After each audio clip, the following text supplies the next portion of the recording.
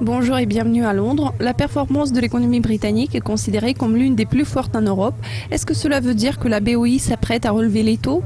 Aujourd'hui, je me suis rendue au bureau de FX Pro pour discuter les dernières minutes de la réunion de la BOE ainsi que les perspectives de l'économie britannique.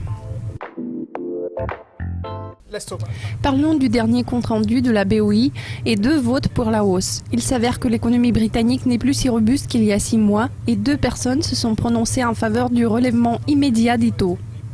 Que pouvez-vous dire à ce sujet ?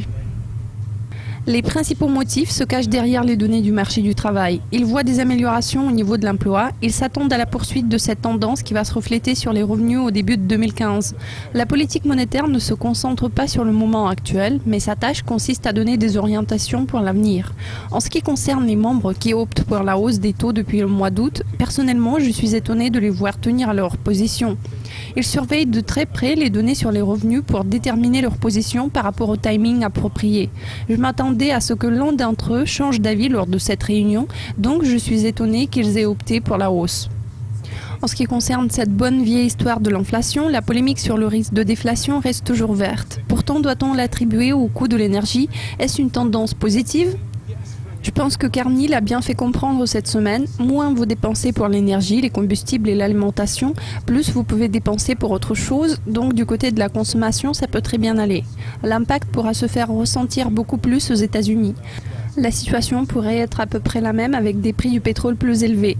La position des partisans de l'approche belliciste ne changerait pas à cause de ça. Ils diraient toujours que même si l'inflation est très basse, elle pourra remonter assez rapidement dans l'avenir. C'est une tendance positive en termes de la consommation.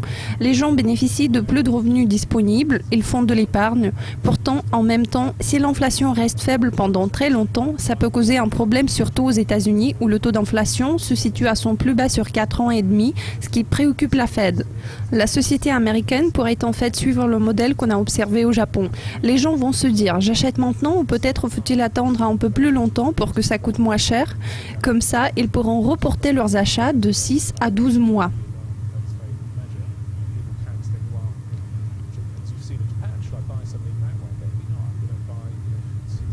Pour finir, en allant de l'avant, que verrons-nous au niveau des échanges de la livre sterling en 2015 ?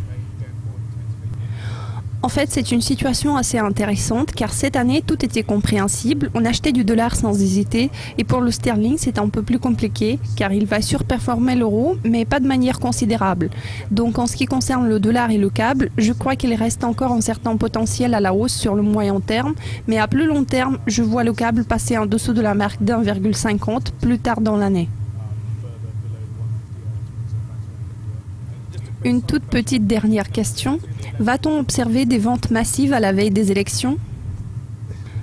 Ah oui, vous avez raison, c'est ce qui se passe en règle générale. Je serais bien surpris si ce n'était pas le cas cette fois-ci. Ça s'explique par toute cette incertitude. Nous l'avons observé au cours du référendum écossais. Les investisseurs avaient peur de considérer la livre sterling car c'est toujours un risque politique pesant. Il y a de multiples combinaisons possibles en fonction de la composition du gouvernement.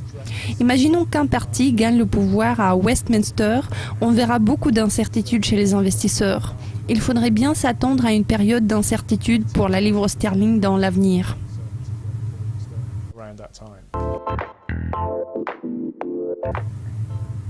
Comme toujours, restez à l'écoute de Dukascopy TV pour être au courant de l'actualité financière. À la prochaine.